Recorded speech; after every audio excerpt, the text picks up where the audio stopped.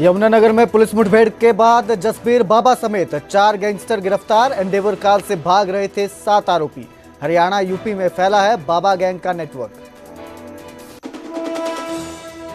शहरी स्थानीय निकायों के राष्ट्रीय सम्मेलन का आज आखिरी दिन। राज्यपाल बंडारू दत्तात्रेय समेत केंद्रीय मंत्री मनोहर लाल करेंगे शिरकत।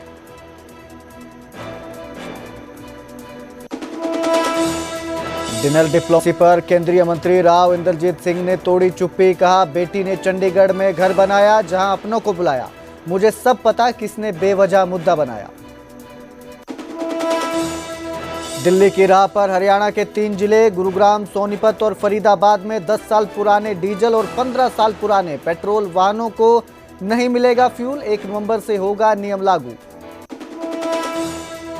सोनीपत में दर्दनाक सड़क हादसा। नेशनल हाईवे पर ट्रक से टकराई स्कॉर्पियो। टक्कर के बाद लगी आग। 3 घरों के बुझे चिराग।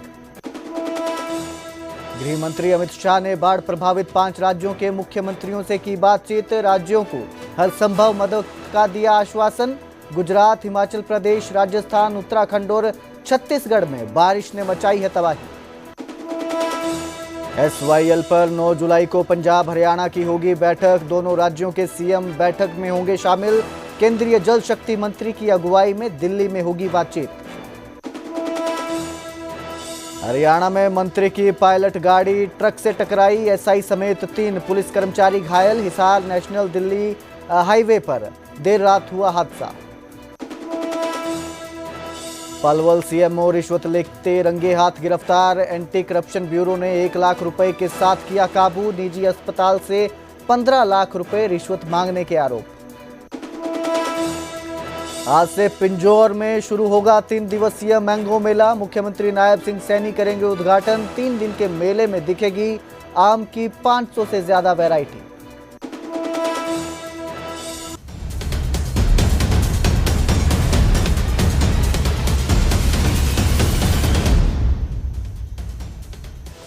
नमस्कार, स्वागत है हरियाणा प्राइम में। मैं कुलदीप भारद्वाज। बुलेटिन की शुरुआत करेंगे यमुनानगर से, जहां एनकाउंटर के बाद जसबीर बाबा को गिरफ्तार किया गया है। पुलिस की गिरफ्त में बाबा गैंग के 4 बदमाश आए हैं। 3 बदमाश अभी भी खेतों में छिपे हुए हैं। एंडेवर कार से ये बदमाश भाग रहे थे। 7 बदमाश भाग रहे थे जिन्होंने गाड़ी में भाजपा का झंडा लगाया हुआ था। इसी कार से ये बदमाश चल रहे थे। एनकाउंटर के दौरान दोनों ओर से जमकर गोलियां चली। उत्तराखंड नंबर की गाड़ी से ये बदमाश आए थे, जिसके बाद ये बदमाश पुलिस से बचने के लिए दलदली खेतों में छिप गए, जिनकी तलाश की जा रही है। यमुनानगर में जसबीर बाबा की गिरफ्तारी के बाद अब बाकी के 3 सदस्यों की तलाश की जा रही है। देर रात मुठभेड़ के बाद खेतों में ये जो बदमाश है ये छिप गए थे, जिनको ढूंढने के लिए अब पुलिस ड्रोन और बाकी तकनीकों का सहारा ले रही है। हथियारबंद टीमों की मदद ली जा रही है। फिलहाल पुलिस ने वाहन से हथियारों को जब्त कर लिया है और संदिग्ध खेतों की घेराबंदी कर दी है। जसबीर बाबा और उसके साथियों का नेटवर्क हरियाणा और यूपी में फैला हुआ है। वहीं अभी तक फरार बदमाशों के नदी नालों और दलदली खेतों में छिपे होने की आशंका है। इलाके में भारी पुलिस बल तैनात है और ऑपरेशन अब भी जारी है।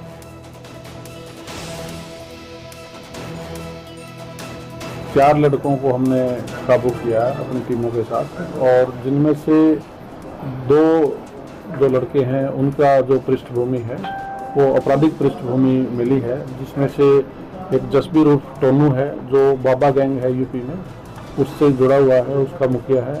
और इसके खिलाफ पहले भी जघन्य अपराध के 14 मुकदमे दर्ज हैं।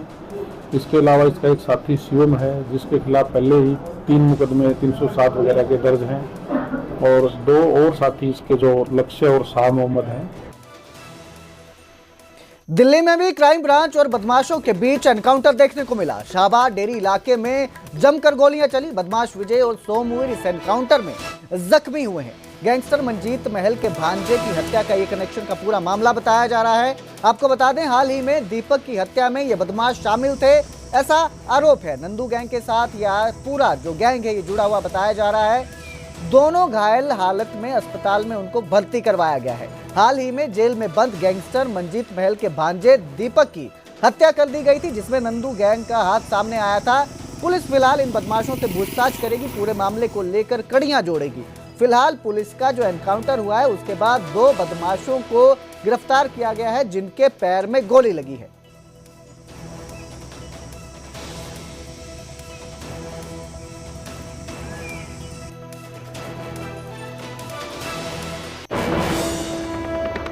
तो वहीं बीजेपी प्रदेश अध्यक्ष मोहनलाल बडोली का बड़ा बयान सामने आया। उन्होंने कहा कि कार्यकर्ताओं को अब बड़ी जिम्मेदारी दी जाएगी।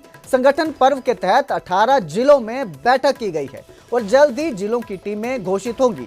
अध्यक्ष चुनाव राष्ट्रीय अध्यक्ष के बाद संभव है। केंद्र की ओर से अभी चुनाव का कोई शेड्यूल जारी नहीं किया गया है। इसके साथ ही उन्होंने बताया कि जेपी नड्डा 6 जुलाई को वर्चुअली उद्घाटन करेंगे। कुरुक्षेत्र, सिरसा, झज्जर के कार्यालयों का शुभारंभ करेंगे। चुनाव छोड़ने वालों को कोई जिम्मेदारी नहीं दी जाएगी। इसके साथ ही बीजेपी में आने से पहले 2 साल की सेवा करना जरूरी है। यही नहीं, उन्होंने कांग्रेस पर भी निशाना साधा और कहा कि कांग्रेस में संगठन नहीं, सिर्फ परिवार की खुशामदी होती है। कांग्रेस में नेता प्रतिपक्ष का चयन भी मजाक बन गया है।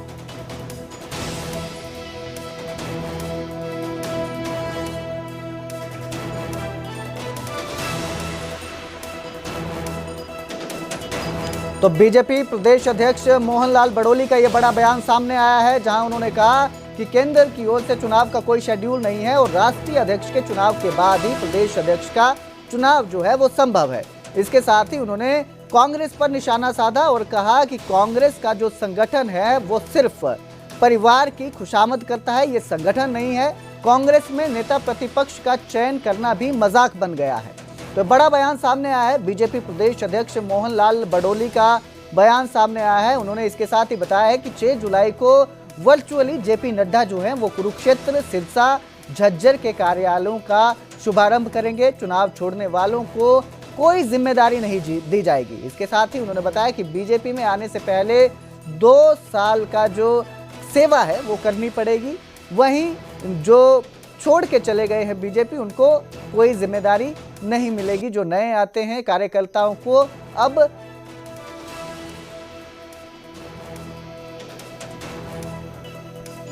कांग्रेस पार्टी का अपना काम करने का तरीका है। उन्होंने कहना कुछ है, करना कुछ है, झूठ बोलना है और लोकतंत्र को कमजोर करने वाली पार्टी कांग्रेस पार्टी है। वो लोकतंत्र में विश्वास नहीं रखते, कार्यकर्ता का सम्मान नहीं करते। जो उनके संगठन का शब्द का प्रयोग करते हैं, संगठन की उनको जानकारी नहीं है संगठन क्या होता है। वो एक परिवार की पार्टी है, तो एक परिवार को खुश करने के लिए वो सारी बयानबाजी करते हैं। आज कांग्रेस पार्टी परिवारों में बटी हुई पार्टी है, परिवारों के लिए काम करती है। पार्टी में जो संगठन नाम की चीज है वो कुछ है नहीं, वो दिखावा है, ढकोसला है। आपको लगता है कि वो संगठन की घोषणा कर पाएंगे, क्योंकि जून तक कहा गया था, जुलाई शुरू हो चुका है। संगठन तो उनका पहले भी था, उन्होंने उस संगठन को ही स्वीकार नहीं किया। उन्होंने अपने प्रदेश अध्यक्ष भी बनाए, उनको संगठन मानना ही नहीं, संगठन बनाने का काम उनको करने नहीं दिया गया। मुझे लगता है कि आगे भी इसी प्रकार का इनका काम चलेगा और ये एक परिवार को खुश करने के लिए, परिवार को खुश कर सकते हैं, कार्यकर्ता खुश नहीं होंगे। और आज इसीलिए कांग्रेस पार्टी से कार्यकर्ता नाराज हैं और इसीलिए उनका काम नहीं हो रहा है। ये भारतीय जनता पार्टी का संगठन का पर्व चला है और संगठन के पर्व में हमने पहले मंडल अध्यक्षों का चुनाव करने के बाद उनकी समितियों का गठन किया और मंडल की समिति के बाद आज जिले की समितियों का गठन। एक लंबा गैप आया है और कार्यकर्ताओं ने काम किया है और काम के आधार पर जो जिला अध्यक्ष बने थे नए, उनको भी कार्यकर्ता को परखने का समय पूरा दिया है और बहुत अच्छे कार्यकर्ताओं की टीम जिला पदाधिकारियों की बनेगी। जिले की जो कार्यकारिणी बनेगी वो बहुत अच्छी कार्यकर्ताओं की टीम बनेगी और मजबूत संगठन। हरियाणा प्रदेश में तीसरी बार भारतीय जनता पार्टी की सरकार है। मजबूती के साथ भारतीय जनता पार्टी की सरकार लगातार चले। आज सभी जिलाध्यक्ष, प्रभारी, महामंत्री, संगठन मंत्री जी हम सब बैठ के नामों पर चर्चा करी है और फाइनल फैसला हमारे 2 प्रभारी हैं, मुख्यमंत्री जी और हमारे राष्ट्रीय महामंत्री। ये लिस्ट हम उनके साथ बैठकर चर्चा करेंगे और सहमति लेकर फिर उसके बाद इसकी घोषणा करेंगे। तो अब गुरुग्राम, सोनीपत, फरीदाबाद में भी पुराने वाहनों को तेल नहीं मिलेगा। 10 और 15 साल पुराने वाहन बैन होंगे। 10 साल से पुराने डीजल वाहन और 15 साल से पुराने पेट्रोल वाहनों को ईंधन नहीं दिया जाएगा। पुरानी गाड़ियां सड़क पर दिखी तो इनके खिलाफ कार्रवाई की जाएगी। आरटीओ विभाग ने लगभग 5 लाख वाहनों को चिन्हित किया है और 1 नवंबर से ये आदेश लागू करने के निर्देश दिए हैं। Commission for air quality new Delhi की तरफ से ये आदेश जारी किए गए हैं, जिनके तहत अब गुरुग्राम, सोनीपत और फरीदाबाद में 10 साल पुराने डीजल वाहन और 15 साल पुराने जो पेट्रोल वाहन है उनको ईंधन नहीं दिया जाएगा।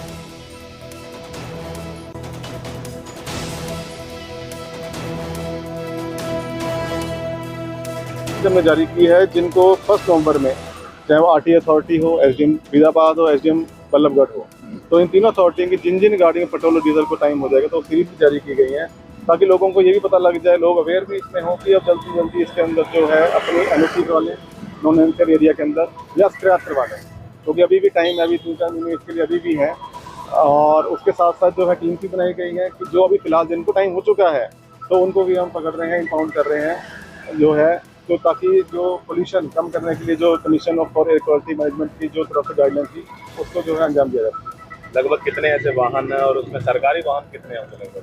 अभी टोटल जो है सारे जो सरकारी मिला के उसके अंदर ही है, उसके अंदर इंक्लूड है, तो 5 लाख के आसपास जो डाटा में जो भी किया है, तो 5 लाख के आसपास 1 नवंबर को जो है जो डाटाबेस के हिसाब से वो वाहन फरीदाबाद के जो है अगर कह दिया जाए तो उनकी अवधि पूरी हो जाएगी। मुरथल के पराठे खाने निकले 4 दोस्तों को क्या पता था कि ये स्वाद का आखिरी सफर बन जाएगा। सोनीपत के नेशनल हाईवे 44 पर देर रात एक स्कॉर्पियो ट्रक से टकराई और फिर आग का वो तांडव हुआ जिसने 3 घरों के चिराग बुझा दिए।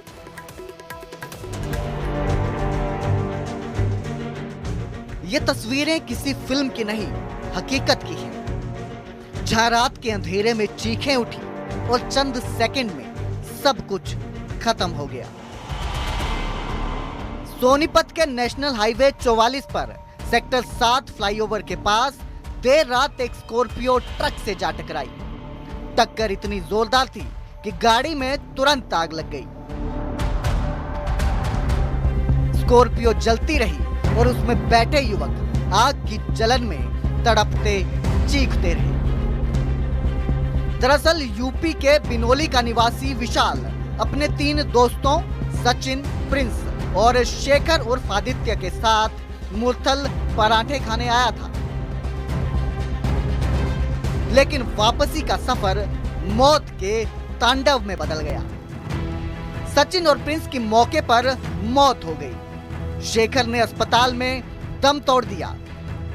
वहीं विशाल जिंदगी और मौत के बीच जूझ रहा है। मेरे जानकार परिवार के लोग, ये 4 लोग थे जो खाना खाने के लिए यहाँ मुरथल ढाबे पर आए हुए थे। ये लोग 11 बजे के करीब कल रात खाना खाकर वापस जा रहे थे, तो रास्ते में इनकी गाड़ी का एक्सीडेंट हो गया, जिसमें से 3 लड़के गुजर गए और एक लड़का जो विशाल पुत्र जजवेंद्र है वो गंभीर रूप से घायल है, वो हॉस्पिटलाइज। ये स्कॉर्पियो एन गाड़ी थी। और मौत किस किस की हुई थी? ये प्रिंस पुत्र रविंदर निवासी बिनौली जनपद बागपत और आदित्य पुत्र जितेंद्र निवासी बिनौली, और तीसरा लड़का है सचिन पुत्र लोकेंद्र, ये निवासी सिरसली जिला बागपत। हादसे के बाद बहालगढ़ थाना पुलिस मौके पर पहुंची। शवों को सिविल अस्पताल भिजवाया गया और मामले की जांच शुरू हुई कि आखिर इस टक्कर के पीछे की वजह क्या बनी। थाना बहालगढ़ में सूचना प्राप्त हुई कि एक ब्लैक स्कॉर्पियो का सेक्टर 7 के सामने फ्लाईओवर पर एक्सीडेंट हुआ।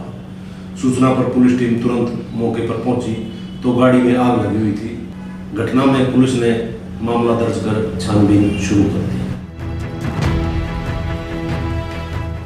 एक हादसा, 3 लाशें और एक आईसीयू में पड़ी आखिरी उम्मीद।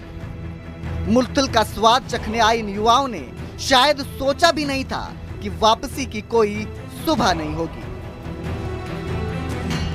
सोनीपत से नितिन अंतिल की रिपोर्ट, न्यूज़ 18 पंजाब हरियाणा। तो उधर हिसार के हांसी के सिविल अस्पताल में गुरुवार रात नशे में धुत एक युवक ने जमकर हंगामा किया। घायल हालत में यह अस्पताल पहुंचा और फिर इलाज के दौरान खुद ही अपने टांके उखाड़ बैठा। खून बहता रहा और अस्पताल का फर्श लहूलुहान हो गया, जिसके बाद मौजूदा नर्स ने डायल 112 को कॉल कर बुलवाया, पुलिस को बुलाया, लेकिन सुमित बेकाबू हो गया। न पुलिस की सुनी न मां बहन की। 3 पुलिसकर्मियों की वर्दी भी खून से संधी। एक बार तो अस्पताल की ग्रिल पर चढ़ गया, बड़ी मशक्कत के बाद उसे नीचे उतारा गया, लेकिन सुमित जो है वो अचानक मौके से भाग खड़ा हुआ। पूरे मामले से अस्पताल में अफरा तफरी मच गई। स्टाफ ने ऐसी घटनाओं से निपटने के लिए सुरक्षा बढ़ाने की मांग की है। तो डॉक्टर इसको पट्टी वो कर रहे थे, ये उठ के न बार बार यहाँ पूरा उड़नबाजी इलाज न करवाना और यहाँ खून सबको भी गाड़ियाँ देना, ये अपना इलाज नहीं कराएगा और सिटी से आईओ आगे उनका मैं ऑर्डर कर। तो किस मामले में क्या मेन का कोई आपसी का कोई मैटर हुआ है? क्या अकेला ऐसा भी और इसकी माँ है, साथ इसके बहन भी आ रही है, ये तो और भी है। जख्म क्या सर इसके? हाँ, जो गम तो सिर में थोड़ी चोट लग रही है जी, उससे खून बह रहा है। तो वहीं पलवल में सीएमओ को रिश्वत लेते रंगे हाथों गिरफ्तार किया गया। एंटी करप्शन ब्यूरो ने 1 लाख रुपए के साथ सीएमओ जय भगवान को गिरफ्तार किया है। निजी अस्पताल से 15 लाख रुपए की रिश्वत मांगने के आरोप है। अस्पताल बंद करने की धमकी देकर वो पैसों की मांग कर रहा था, ये आरोप है, जिसके बाद संचालक की शिकायत पर एसीबी ने उसे पकड़ने की योजना बनाई।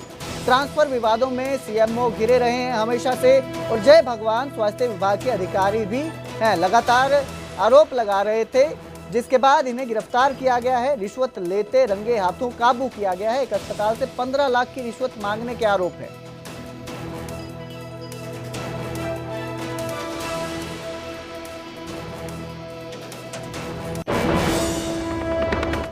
केजरीवाल मॉडल पर लिखी गई किताब केजरीवाल के गवर्नेंस से मॉडल से प्रभावित होकर लिखी गई है। किताब जो है और लेखक और वरिष्ठ आप नेता जैस्मिन शाह ने यह किताब लिखी है।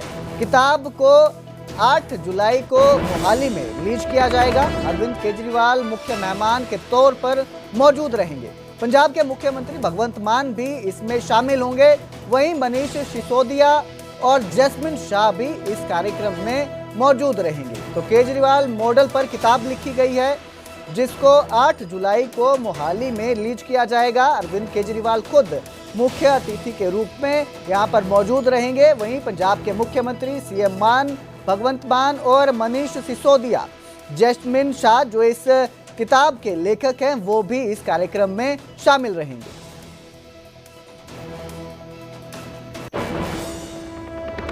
डिनर डिप्लोमेसी पर राव इंद्रजीत सिंह की सफाई सामने आई है। उन्होंने कहा कि डिनर को क्यों मुद्दा बनाया जा रहा है, ये समझ नहीं आ रहा। इसके साथ ही विरोधियों पर केंद्रीय राज्य मंत्री ने निशाना साधा और कहा कि वो षड्यंत्र करने वालों से वाकिफ हैं। इसके साथ उन्होंने अपनी सफाई में कहा कि बेटी आलती राव ने नए घर में शिफ्ट किया था, इसीलिए क्षेत्र के कुछ लोग बुलाए गए थे। इसे मुद्दा बनाकर क्यों उछाला जा रहा है? इन सब षड्यंत्रों के पीछे कौन है, वो इससे वाकिफ है। केंद्रीय राज्य मंत्री राव इंद्रजीत सिंह की डिनर डिप्लोमेसी पर खूब बयानबाजी हुई। डिनर डिप्लोमेसी पर बीजेपी नेताओं से सवाल किए गए। बीजेपी नेताओं ने साफ साफ कहा कि अगर कोई किसी को डिनर पर बुलाता है तो इससे किसी को क्या दिक्कत हो सकती है और इसे सियासत से नहीं जोड़ना चाहिए। अब डिनर डिप्लोमेसी पर राव इंद्रजीत का बयान सामने आया है और उन्होंने कहा है कि इसके पीछे कौन है, सभी इससे वाकिफ है।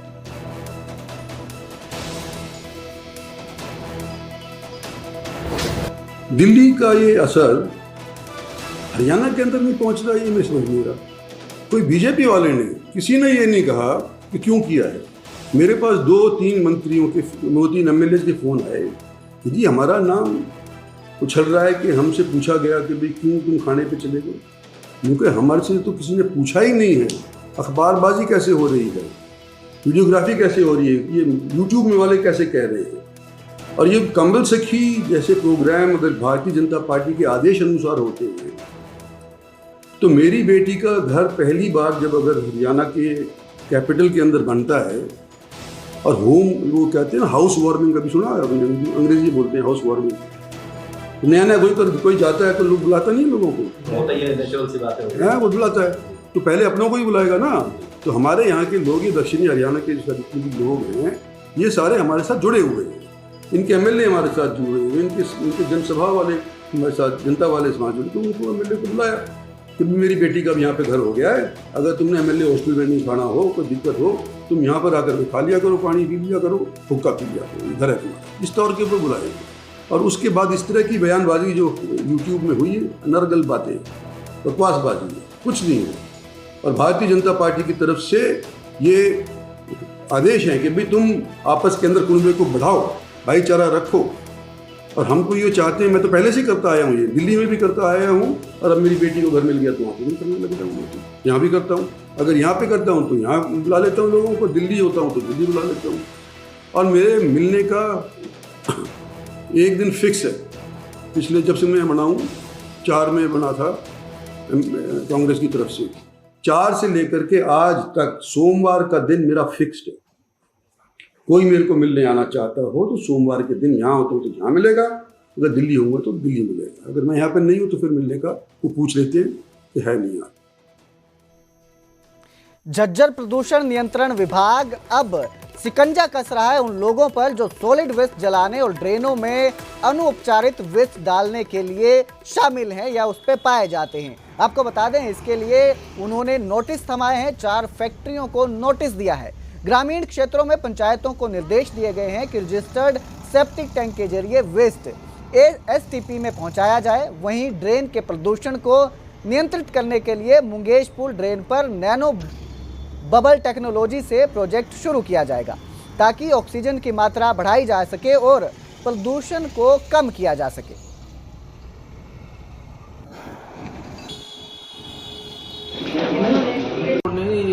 SC/STF की मीटिंग्स कर रखी हैं, लगातार हर महीने होती है। इस महीने की मीटिंग भी हम स्टार्ट करेंगे। उस मीटिंग के अंदर हम सभी कंसर्न डिपार्टमेंट, HSIDC हो गया, पंचायती राज डिपार्टमेंट हो गया, पब्लिक हेल्थ हो गया, MC हो गया, इन सभी को लेते हैं और इनको हमने एक्शन प्लान के लिए कहा हुआ है कि आपके यहाँ ये शॉर्ट कमिंग्स हैं, इसके लिए हमें एक्शन प्लान सबमिट करो। पिछली मीटिंग में भी हमने इनको सभी को डायरेक्शंस दी थी, जिसमें CO जिला परिषद की अध्यक्षता में हुई थी, उससे पहले ADC मैडम की अध्यक्षता में हुई थी। तो रिसेंटली एक मीटिंग करेंगे कि आप हमें सबमिट करो कि इस एरिया की, आपके कंसर्न एरिया की ये प्रॉब्लम है, ये आपने टैप करना है। क्योंकि मैक्सिमम HSIDC में कई इंडस्ट्रीज हैं जिनका grey water, domestic water, grey water वो सीधा ड्रेन में जाता है, वो टैप नहीं किया हुआ है, वो CTP में जाना चाहिए, वो CTP में नहीं जा रहा। इसी तरह ओल्ड इंडस्ट्रियल एरिया है, उसमें भी कई ऐसे पॉइंट्स हैं, MIA में और MIB में भी हैं। लोक निर्माण मंत्री रणबीर गंगवा ने नारनौल में बड़ा बयान दिया और कहा कि विभागीय कार्यों में लापरवाही कतई बर्दाश्त नहीं की जाएगी। मंत्री गंगवा ने कहा कि क्वालिटी से कोई समझौता नहीं होगा और दोषी अधिकारियों और एजेंसियों के खिलाफ सख्त कार्रवाई की गई है। कई अधिकारी सस्पेंड भी किए गए हैं। दरअसल रणबीर गंगवा नारनौल के PWD रेस्ट हाउस पहुंचे थे, जहां उन्होंने प्रजापति समाज के लोगों को 13 जुलाई को भिवानी में होने वाले सम्मेलन का निमंत्रण दिया। साथ ही उन्होंने घोषणा की कि अगले साल के अंत तक राज्य की सभी 12 फुट की लिंक सड़कें 18 फुट चौड़ी कर दी जाएंगी।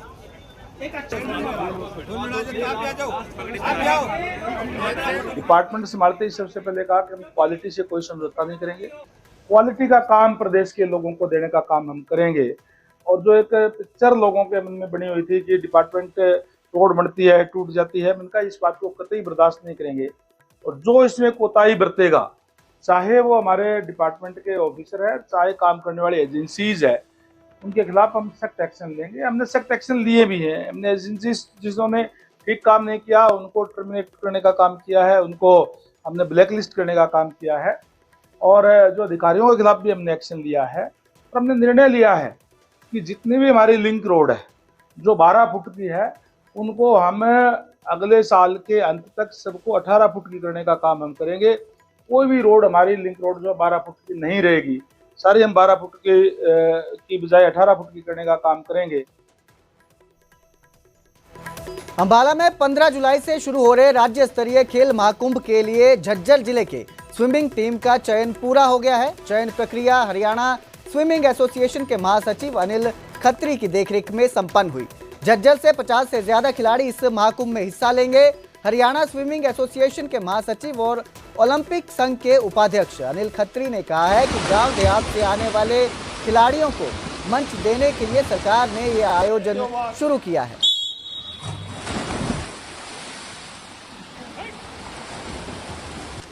ये खेल महाकुंभ से एथलेटिक का अलग डेट में है, बॉक्सिंग का अलग डेट में है, स्विमिंग का अलग डेट में है। ऐसे ही स्विमिंग का 15 जुलाई से अंबाला में होने जा रहा है। और ये खेलो महाकुंभ जो ग्रामीण लेवल से जो बच्चे आते हैं, जो आर्थिक स्थिति उनकी कमजोर होती है, उनके लिए खेल को बढ़ावा देने के लिए कि वो प्रतिभाएं गांव से ग्रामीण लेवल से आके अपनी प्रतिभा दिखाए और एक गोल्ड पर 5,000 रुपए और 3,000 रुपए और 2,000 रुपए वो जीते कैश प्राइज। हिसार की गलियों से निकलकर माइक्रोसॉफ्ट तक का सफर और उस पर एक लड़की ने कमाल कर दिखाया है। कबाड़ बेचकर परिवार पालने वाले राजेश कुमार की बेटी सिमरन आज माइक्रोसॉफ्ट की इंजीनियर बन चुकी है।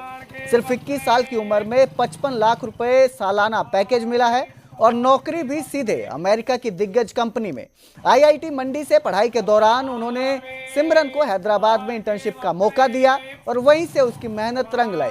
परिवार की माली हालात अच्छी नहीं है, 2 कमरों का घर है, लेकिन सिमरन के हौसले में कोई कमी नहीं।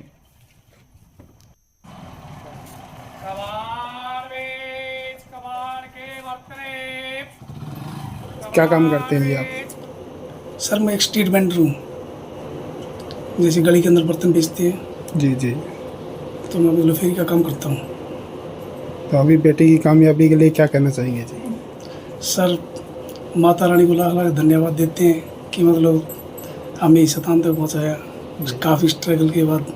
मैं तो सर 12th की है मैंने तो, लेकिन घर पर जैसे मैंने कभी उससे कोई काम नहीं करवाया और जैसे 7th 8th तक मैंने खुद ही घर पे पढ़ाया उसको, कभी ट्यूशन वगैरह कभी जाने की उसकी ज़रूरत नहीं। उसके बाद उसको हिसार डाल दिया।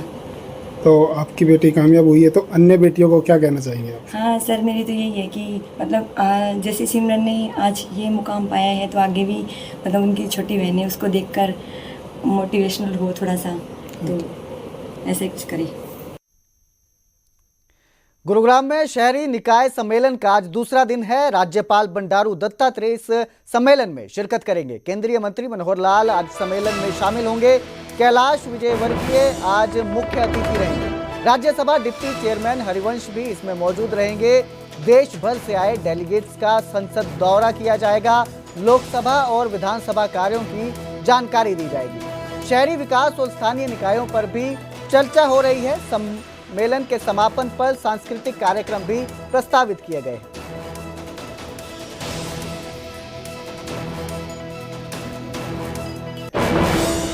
पिंजौर में 32वें मैंगो मेले का आज शुभारंभ होगा। सीएम नायब सिंह सैनी इसका उद्घाटन करेंगे।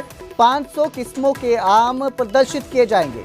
देश भर से आम उत्पादक आएंगे। विरासत मंत्री अरविंद शर्मा भी मौजूद रहेंगे। वहीं कृषि मंत्री भी कार्यक्रम में शामिल होंगे। 4 से 6 जुलाई तक ये मेला चलेगा। सीएम शाम 5 बजे उद्घाटन करेंगे। सांस्कृतिक कार्यक्रमों से माहौल सजेगा। बच्चों और युवाओं के लिए कई प्रतियोगिताओं का भी आयोजन किया जाएगा।